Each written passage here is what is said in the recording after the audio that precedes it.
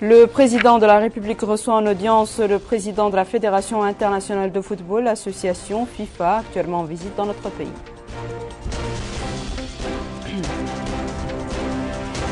Le Conseil des ministres adopte un projet de décret portant création de l'autorité mauritanienne d'assurance qualité de l'enseignement supérieur.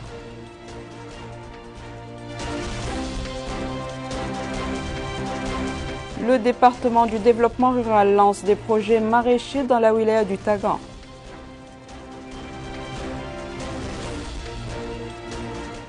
Bonsoir mesdames, mesdemoiselles et messieurs et merci de vous joindre à nous. Le président de la République, M. Mohamed Ould-Cheikh Al-Qazouani, a reçu en audience aujourd'hui au palais présidentiel à Nouakchott le président de la Fédération internationale de football association FIFA, M. Gianni Infantino, actuellement en visite en Mauritanie.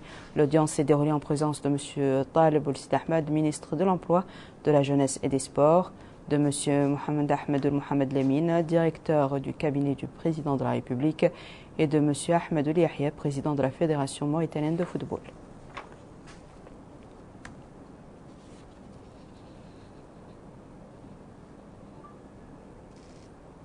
À sa sortie d'audience, le président de la FIFA fait la déclaration suivante. Bonjour tout le monde. Effectivement, on vient d'être reçu par Son Excellence le Président. On a eu une audience très chaleureuse, très cordiale. J'ai eu l'occasion de remercier le Président pour tout le travail du gouvernement, pour le soutien au football. Finalement, le football, c'est tout le monde. C'est les garçons, c'est les filles, c'est les grands, c'est les petits. Et en Mauritanie, qui est un pays du football, il est encore plus important que le gouvernement, avec la fédération, travaille la main dans la main pour l'épanouissement des jeunes. Évidemment, j'ai eu la possibilité aussi de féliciter le président et le pays, en plus de la fédération, pour la brillante organisation de cette Coupe d'Afrique des Nations des moins de 20, des jeunes, qui se déroule en ce moment même à Nouadhibou et à Nouakchott. J'ai eu l'occasion moi-même de voir hier le stade de Nouadhibou. Aujourd'hui, je suis ici à Nouakchott. C'est ma 4e visite ici. Mais je pense que cette organisation de cette Coupe d'Afrique des Nations, c'est un succès déjà maintenant. Et ce n'est qu'un prélude pour d'autres événements qu'on pourra faire, même au niveau mondial, ici en Mauritanie. Je vous le disais en titre, le Conseil des ministres a tenu aujourd'hui sa réunion hebdomadaire sous la présidence de M. Mohamed Ould-Cheikh Al-Qazouani, président de la République. Le communiqué final sanctionnant les travaux de ce Conseil avec Abdelrahman Hamad. Le Conseil des ministres s'est réuni le mercredi 17 février 2021 sous la présidence de Son Excellence M. Mohamed Ould-Cheikh Al-Qazouani, président de la République. Le Conseil a examiné et adopté les deux projets de décret suivants. Projet de décret portant nomination des membres du Conseil d'administration de la Société nationale de distribution du poisson. Projet de décret abrogeant et remplaçant le décret numéro 2017-093 en date du 10 juillet 2017 portant création de l'autorité mauritanienne d'assurance qualité de l'enseignement supérieur et fixant les règles de son organisation et de son fonctionnement. Le projet de décret permettra à l'autorité mauritanienne d'assurance qualité de l'enseignement supérieur, à l'instar des agences similaires de la sous-région, de pouvoir travailler avec plus d'efficacité, de renforcer les aspects purement scientifiques de son action et d'aligner son organisation. Le ministre des Affaires étrangères, de la coopération et des Mauritaniens de l'extérieur a présenté une communication relative à la situation internationale. Le ministre de l'Intérieur et de la décentralisation a présenté une communication relative à la situation intérieure. Enfin, le Conseil a pris les mesures individuelles suivantes. Secrétariat général de la Présidence de la République, Cour des comptes, président de la Chambre des entreprises publiques, Mohamed Ould-Bah Ould-Halla, précédemment chargé de l'intérim de la même Chambre. Conseiller du président de la Cour, Abdallah Sarim Zain, précédemment commissaire du gouvernement. Commissaire du gouvernement, Mohamed Ould Tijani, précédemment commissaire adjoint du gouvernement. Commissaire adjoint du gouvernement, Mohamed Yahya Ould Zidbi, précédemment directeur de l'administration et des moyens. Direction de l'administration et des moyens. Directrice, Bouba Mentel Khalis, précédemment secrétaire général de l'autorité de la zone franche de Nouadhibou. Autorité de la zone franche de Nouadhibou, secrétaire général Sidi Mouloud Ibrahim, précédemment secrétaire général du ministère de l'enseignement supérieur, de la recherche scientifique et des technologies de l'information et de la communication. Ministère de l'enseignement supérieur, de la recherche scientifique et des technologies de l'information et de la communication, secrétaire général Sidi Ould Zain. La traditionnelle conférence de presse qui se tient après le Conseil des ministres a été animée par M. Sidul Salem, ministre de l'Enseignement supérieur, de la Recherche scientifique, des technologies de l'information et de la communication, porte-parole du gouvernement.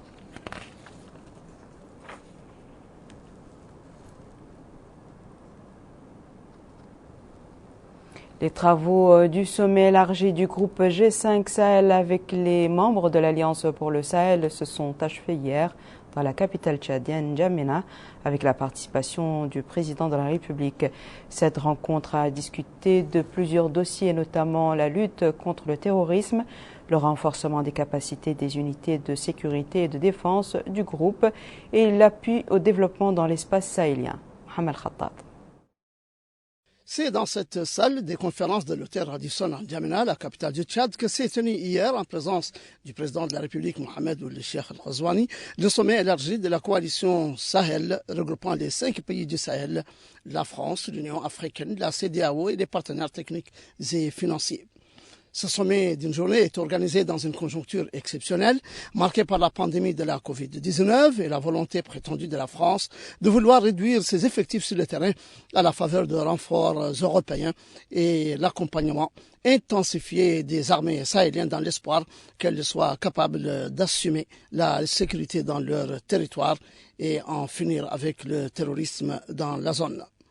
Le sommet, qui a connu la participation par visioconférence du président français Emmanuel Macron, a discuté des 4 axes piliers de l'Alliance que sont la lutte contre le terrorisme, le renforcement des capacités des unités de sécurité et de défense des 5 pays, le retour de l'État et de l'administration dans les zones où ils étaient absents et l'appui au développement dans l'espace sahélien. Il est vrai que ce sommet intervient 1 an après celui de Pau dans le sud-ouest de la France, lequel, en raison des menaces croissantes de la part des terroristes armés, avait conduit à des renforts militaires dans la région dite des 3 frontières, à savoir le Mali, le Niger et le Burkina Faso, et l'expédition de 600 soldats français supplémentaires, portant le nombre de 4 000 à 5 100 soldats français. Enfin, les dirigeants du G5 Sahel ont saisi l'opportunité de ce sommet pour relancer la question de l'annulation de la dette, le respect des obligations financières internationales et la mise en œuvre du programme d'investissement élargi dans l'espace sahélien afin d'alléger les souffrances des populations, les conséquences socio-économiques de la pandémie de la Covid-19, mais également de créer plus d'opportunités d'emploi pour les jeunes et renforcer l'autonomie des femmes dans le cadre d'une approche bivalente qui allie sécurité et développement que le groupe G5 Sahel considère toujours comme la base de son succès et la solution à la crise pour stabiliser la sous-région et ramener la raison à la maison.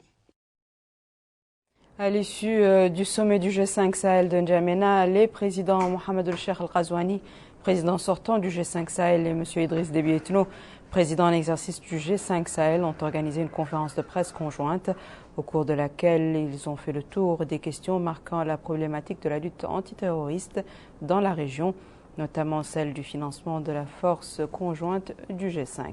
Bokar Bailaba. 1 an après le sommet de Pau en France, les chefs d'État du G5 Sahel se sont retrouvés à N'Djamena au Tchad pour faire le bilan et réfléchir aux initiatives pour impulser un cadre de développement et mettre un terme au terrorisme dans le Sahel. D'ailleurs, lors de la conférence de presse, les 2 chefs d'État ont fait le tour des questions marquant la problématique de la lutte antiterroriste dans la région, notamment celle du financement pérenne de la force conjointe du G5. Comme vous le savez, l'année qui vient de s'écouler, l'année 2020, a été une année très rude pour le monde entier et particulièrement pour nos pays du G5 Sahel. En effet, outre la recrudescence de la violence terroriste, la pandémie Covid-19 est venue impacter de façon désastreuse nos systèmes de santé et nos économies. Et elle a fragilisé nos capacités de résistance de façon générale. Malgré la gravité de toutes ces contraintes conjoncturelles, notre organisation, le G5 Sahel, certainement grâce à notre persévérance à nous tous et à l'appui agissant de nos partenaires, a pu réaliser des avancées significatives tant sur le plan sécuritaire, économique que sur le plan politique et diplomatique. Ce sommet a été pour nous l'occasion de faire le point et de renouveler avec nos partenaires notre engagement à lutter solidairement contre la violence terroriste et promouvoir la paix, la stabilité et le développement au Sahel. En passant témoin à mon ami et frère Idriss, je suis persuadé, et nous le sommes tous au G5, que notre organisation ira fortement de l'avant dans le sens de la réalisation de nos objectifs. Je souhaite donc beaucoup de succès et beaucoup de bonne chance à mon frère et je vous remercie. De son côté, le président tchadien Idriss Déby Itno a déclaré que des coups ont été portés contre les forces du mal, mais il demeure que les efforts doivent être maintenus. Dans ce sens, la mise sous chapitre 7 de la force conjointe apparaît comme une solution, tout comme la nécessité pour la communauté internationale de respecter ses engagements avec diligence. Notre engagement depuis la création du G5 Sahel, notre engagement au pays du G5 a été total. Nous avons agi toujours avec un esprit de solidarité, avec aussi un sursaut qui nous permettrait de mettre à l'abri ou d'éviter que nos populations souffrent par la situation créée dans notre région, une très grande région, Sahel, par le terrorisme. Vous le savez très bien, qui a fait son terror en Libye, à partir de la Libye, le terrorisme a pris maintenant aujourd'hui place dans le Sahel. Nous avons bon espoir que les financements pérennes vont être mis en place par l'ensemble des partenaires de coalition, par les Nations Unies, par tous les partenaires pays, pour permettre au G5 Sahel et progressivement à l'Afrique de prendre son destin en main en matière de sécurité et de défense. Pour rappel, 3 forces militaires ont été déployées dans le Sahel depuis 2013, avec des rôles différents. La force onusienne MINISMA a un rôle de maintien de la paix, et puis les forces Barkhane et Takuba interviennent dans la lutte contre le terrorisme. Ces 3 forces travaillent en étroite collaboration entre elles et avec la force conjointe du G5 Sahel. La Mauritanie, représentée par son ministre de la Santé, Dr Mohamed Nadhir El-Hamed, a participé aujourd'hui par visioconférence à une réunion des ministres africains de la Santé sur les modalités d'acquisition du vaccin contre la Covid-19. Ce soir, le département a organisé une cérémonie pour honorer les membres de la mission médicale cubaine qui travaillaient au centre hospitalier des spécialités de Nouadhibou à l'occasion de la fin de leur mission. Compte rendu d'Aminata Khan. Notre pays a pris part à la réunion des ministres africains de la Santé et c'est le ministre de la Santé, Dr Mohamed Nediru El-Hamed, qui a représenté notre pays à cette conférence tenue par vidéo eu égard du contexte mondial. La réunion était axée sur les modalités d'acquisition du vaccin contre la pandémie de la COVID-19. Au menu de la rencontre, des échanges d'idées et de connaissances sur les différents vaccins contre la COVID-19 et les voies et moyens de parvenir aux résultats escomptés. Il est à noter que les pays africains mènent actuellement une course contre la montre pour se procurer le vaccin anti-COVID-19 qui a sévèrement affecté la communauté internationale. Le ministre de la Santé, Dr Mohamed Nediru El-Hamed, a par ailleurs décoré en reconnaissance aux services qu'ils ont rendus à la nation durant ces 4 dernières années l'équipe médicale cubaine. Cette équipe a exercé au centre des spécialités de Nouadhibou et séjourné dans la ville. Elle a été applaudie à la fin de sa mission. Nous voilà aujourd'hui au ministère de la Santé pour cette cérémonie qui nous a permis de vous exprimer notre gratitude pour l'effort que les équipes différentes du Cuba qui sont passées en Mauritanie ont apporté aux malades mauritaniens. Ils ont allégé leur souffrance, ils les ont accompagnés et nous sommes vraiment reconnaissants pour ça. Et nous vous souhaitons un bon retour dans votre pays. Le directeur de l'hôpital de Nouadhibou s'est longuement apaisanti sur les qualités de cette équipe médicale qui a servi le pays avec amour et dévouement. Lui succédant, l'ambassadeur de la République cubaine dans notre pays est revenu sur les nombreuses relations bilatérales qui unissent notre pays à leur pays, indiquant que cette mission cubaine n'a fait que remplir une mission et rendre service à un pays frère. Direction la wilaya du Tagan où le ministre du Développement rural vient d'achever sa tournée dans cette wilaya pour s'informer sur les projets de développement relevant de son département, au cours de laquelle la première pierre d'une ferme maraîchère a été posée et certains projets agricoles ont été visités. Lors de son passage dans les oasis de Nimlan au Tagan, le ministre du Développement rural, M. Djioul Zain, accompagné du wali du Tagan, M. Mkhtar El-Hande, a reçu des explications détaillées sur des échantillons de légumes produits par certaines coopératives agricoles. Le ministre a également profité de son passage pour visiter des oasis modèles qui s'étendent sur une superficie de 6 hectares. Le ministre du Développement rural, M.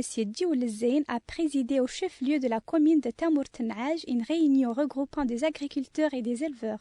Le ministre a insisté au cours de cette réunion sur la spécificité agropastorale de la localité, passant en revue les programmes en cours de réalisation dans cette zone humide. Il a évoqué les interventions du département, notamment la distribution de petits matériels agricoles pour appuyer le maraîchage et les cultures pluviales à travers la mise en place de barrages. Dig et diguettes, sans compter la santé animale par la réalisation de parcs de vaccination du cheptel. Le wali du Tagan, M. Mkhtar El-Hande, a souligné que le secteur du développement agricole et pastoral est l'un des secteurs qui a le plus d'impact positif sur la vie des citoyens. Il a ajouté que le volume de projets réalisés dans ce domaine au niveau de la wilaya du Tagan traduit l'importance que l'État attache aux citoyens. Le maire de la commune de Tamour-Tenaj a pour sa part exprimé son appréciation pour les acquis enregistrés dans le domaine agropastoral, notant que les interventions du ministère ont permis la mise en place d'une infrastructure pour l'élevage et le soutien au maraîchage et à l'agriculture oasienne.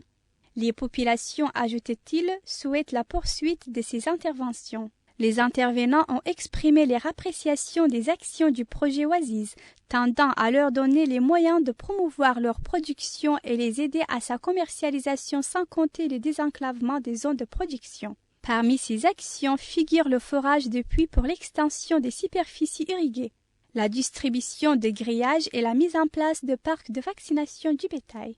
Le ministre a posé la première pierre du projet de Doualir à 30 km au nord de Tamour-Tenaj. Le projet qui couvre une superficie de 20 hectares sur lesquels planter 280 palmiers. Ce périmètre pilote sera effectué autour de 6 forages équipés et 2 réserves d'une capacité chacune de 60 mètres cubes. Ce périmètre clôturé sera irrigué par le système dit californien de rationalisation de l'eau. Le ministre avait opéré des arrêts dans l'oasis de Nimlan, où il a visité quelques coopératives maraîchères et écouté les doléances des agriculteurs avant de s'inquérir de l'état du périmètre pilote de cette localité couvrant 6 hectares. Il a supervisé la distribution d'unités d'irrigation présentées par le projet Oasis. Ici à Nouakchott, les travaux de la 3e session de formation de journalistes francophones mauritaniens organisée par la Haute Autorité de la Presse et de l'Audiovisuel APA sous le thème couverture médiatique, enjeux professionnels et éthiques ont pris fin aujourd'hui. Le Hajj Abdoulaïdine. Cette session de formation consacrée aux journalistes francophones portant sur la couverture médiatique succède à une autre qui a été réservée à la presse arabophone. À l'issue de cette session qui a duré 3 jours, les journalistes participant à cette formation ont reçu des attestations certifiant les connaissances et les compétences acquises. Des exposés et des présentations portant sur les problématiques, les obstacles entravant la couverture médiatique et les traitements de l'actualité ont été traités au cours de la session, ce qui a enrichi le contenu de la formation. Lors de la clôture de cette session, le président de la Haute Autorité de la Presse et de l'Audiovisuel a loué la qualité de la formation. Vous avez participé et animé des discussions en démontrant l'importance que vous accordez au thème qui porte sur la couverture médiatique, enjeux professionnels et éthiques. Ces thématiques portaient sur la couverture médiatique des crimes, la couverture médiatique et les techniques d'écriture journalistique, la couverture médiatique de l'environnement et celle des questions de santé publique. J'espère que ces échanges fructueux vont améliorer davantage le niveau de vos connaissances en mettant en exergue l'éthique et la déontologie dans l'exercice de votre profession. Ne doutons pas qu'un journaliste de qualité produit une information de qualité. C'est là le lieu de vous féliciter également les experts qui ont pris un temps précieux pour animer les débats. Je peux affirmer que d'ores et déjà, que nos objectifs sont atteints grâce aux efforts de tous. Les couvertures médiatiques des questions de santé publique telles que la pandémie Covid-19 étaient incluses dans le contenu de la formation, comme assurent ses formateurs. Il était important un peu de présenter aux journalistes tous les mécanismes qu'ils devaient déployer pour pouvoir assurer une couverture professionnelle de cette question. Et ensuite, de parler également de la pandémie en tant que journaliste francophone et de pouvoir surtout être en mesure de faire une couverture responsable de la question. Les participants à cette formation ont exprimé leur appréciation quant à l'organisation de ce genre de formation spécialisée. Je suis ravie d'avoir participé à cette formation de haut niveau en tant que journaliste et aussi je remercie la Haute Autorité de la Presse et de l'Audiovisuel d'avoir pris en considération notre spécificité en organisant des sessions de formation aussi bien en arabe qu'en français. Cette session de formation traitant la couverture médiatique, enjeux professionnels et éthiques, permet de mieux outiller les journalistes pour qu'ils puissent traiter de manière professionnelle les informations en vérifiant et en recoupant les faits, afin d'éviter toute dérive pouvant atteindre les personnes, les groupes, la paix ou l'image du pays. Nous allons à présent suivre le point de presse quotidien du ministère de la Santé relatif à la dernière situation de la pandémie du Covid-19 durant les dernières 24 heures. La situation épidémiologique durant les dernières 24 heures, 25 nouveaux cas Covid-19 ont été enregistrés, dont un cas contact et 24 communautaires. Aussi, 19 nouvelles guérisons ont été enregistrées durant les dernières 24 heures et malheureusement un nouveau décès. Les cumuls de cas positifs enregistrés depuis le début de la pandémie est de 17 041, dont 9 036 cas parmi les contacts et 7 816 cas communautaires, et aussi 189 cas importés. Le cumul de guérison depuis le début de la pandémie est de 16 315 et aussi le cumul de décès est de 432. Nous avons aujourd'hui 294 cas actifs, dont 247 asymptomatiques, 31 avec des symptômes légers et 16 cas graves. La répartition des cas par Mougata'a, nous avons enregistré un nouveau cas à Kifa, un à Boutilimit, un à Rosso, un à Nouadhibou, 2 à Akjoujet, 6 à Tefragzine, 2 à Tayert, 1 à Toujounine, 1 à Arafat, 1 à Almina et un nouveau cas à Riyad. Aussi, 1290 nouveaux tests ont été réalisés durant les dernières 24 heures, dont 21 tests de suivi et 1269 tests de diagnostic.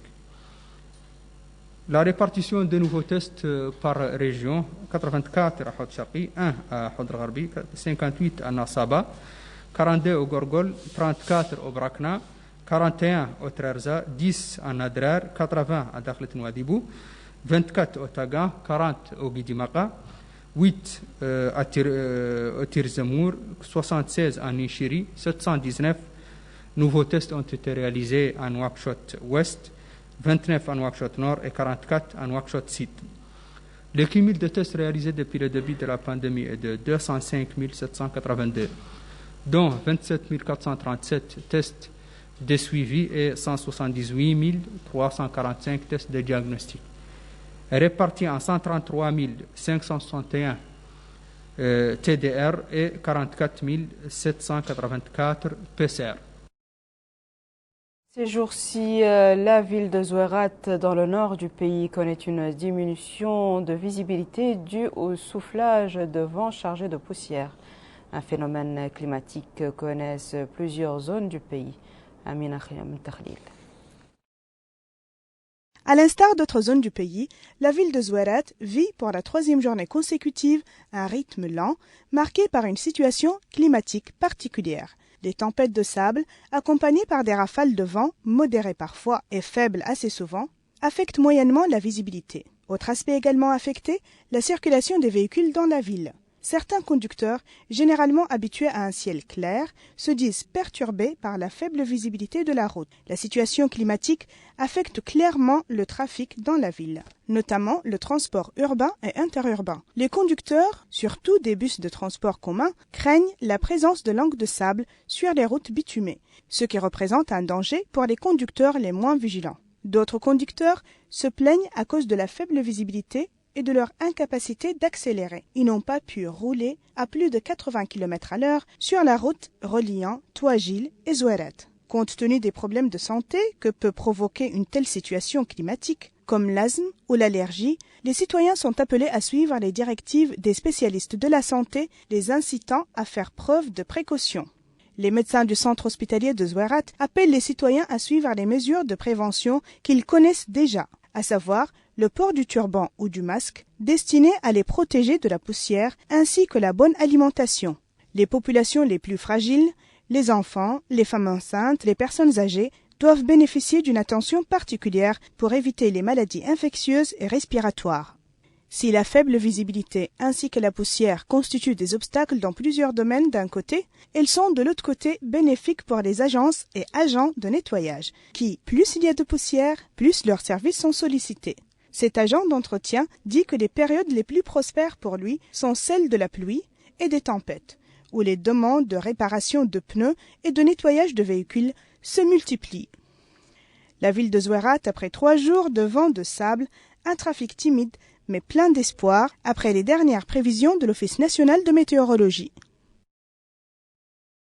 Situé dans une zone frontalière sensible, le centre d'accueil des citoyens de Rosso s'est pourvu de comités spécialisés ayant pour mission de déterminer l'identification des demandeurs de pièces d'état civil. Amina Abdelaziz. À Rosso, le centre d'accueil des citoyens relevant de l'Agence nationale des registres des populations et des titres sécurisés dispose d'un comité auquel a été confiée la mission de vérification et traitement des demandes d'obtention des pièces d'état civil. Selon le responsable du centre, Mohamed Tayyib Walsid Ahmed, le centre est situé dans une ville frontalière et partant dans une zone sensible qui exige la vérification de l'authenticité et de l'origine des demandeurs. Cela d'autant plus que de par l'importance des documents d'état civil sécurisés pour ceux de nos concitoyens qui n'en ont pas et après toutes les facilités des procédures, notamment la création de commissions spécialisées dans la vérification et la détermination de l'identité. Le centre joue un rôle primordial en ce sens qu'il détermine la nationalité. Pour leur part, les citoyens, dit ce monsieur, souhaitent plus de célérité dans les procédures de jugement permettant l'obtention des documents. Nous avons rempli toutes les conditions, dit cette femme, et nous avons obtenu nos pièces d'état civil sans tarder. Je viens de Nouakchott, dit cet autre, et nous avons réussi à décrocher nos documents dans des conditions convenables. Pourtant, de longues files d'attente font la queue. Un constat que les responsables du centre justifient par la demande pressante des cartes d'identité nationale pour les enfants qui doivent passer les examens d'entrée au secondaire. Place maintenant à notre fenêtre consacrée à la Coupe d'Afrique des Nations des moins de 20 ans.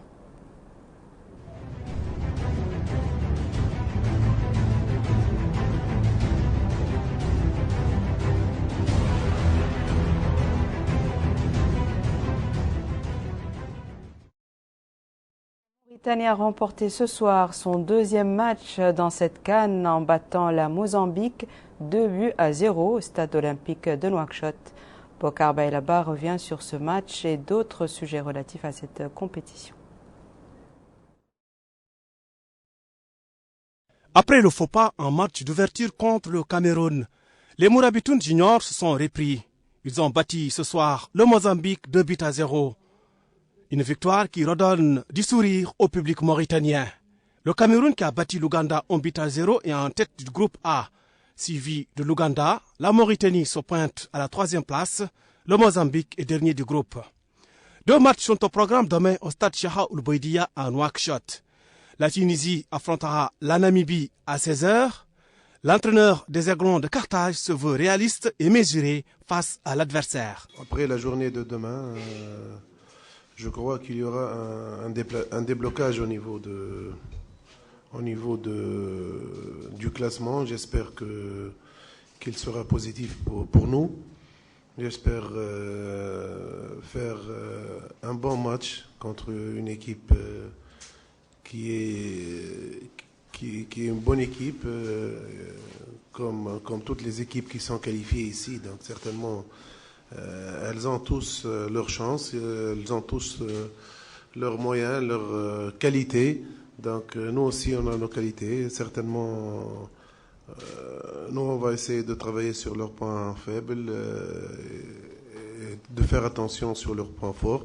De son côté, le Burkina Faso sera opposé à la République centrafricaine à 19h, toujours au stade Cheikh Ould Bouaidia.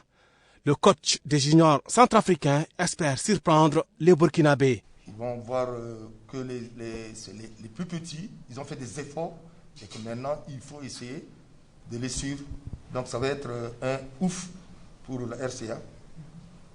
Parce que là, tout le monde est derrière, malgré que on n'a pas perdu, mais c'est une défaite pour nous d'abord. On s'est partagé les points, mais cette fois-ci, tout le monde est derrière et que le peuple centrafricain veut que nous allons devant.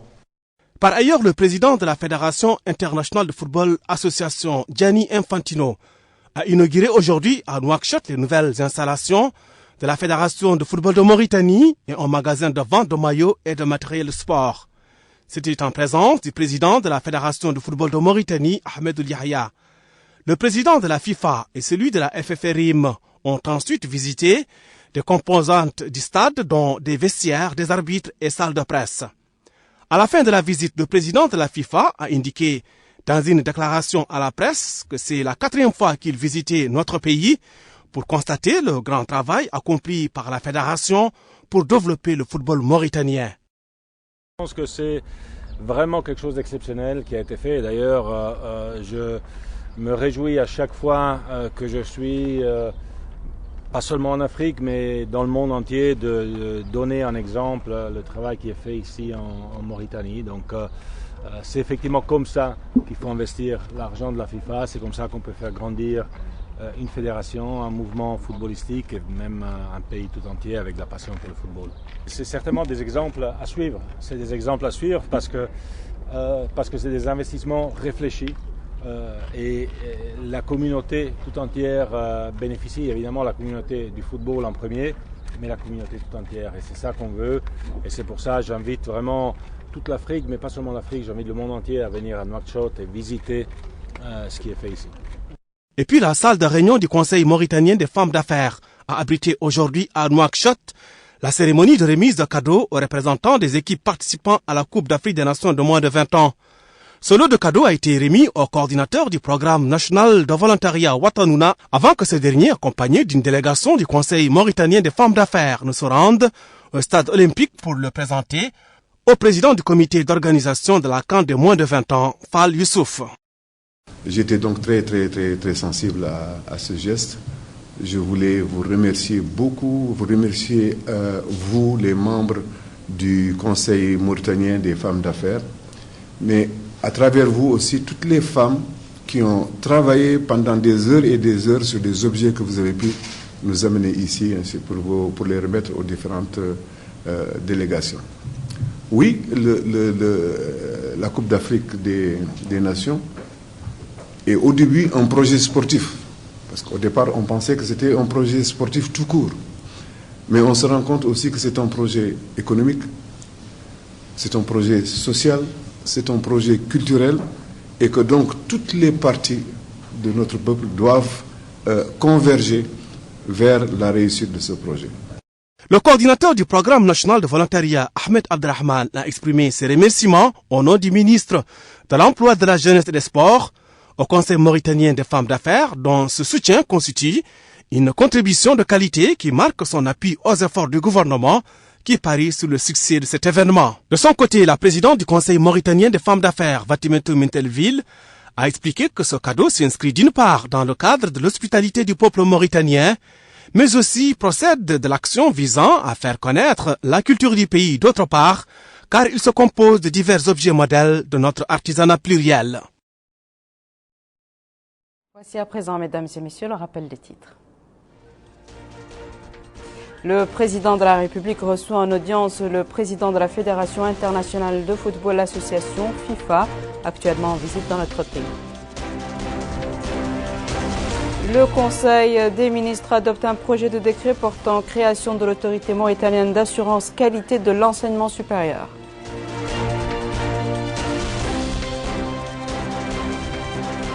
Le département du développement rural lance des projets maraîchers dans la wilaya du Tagan.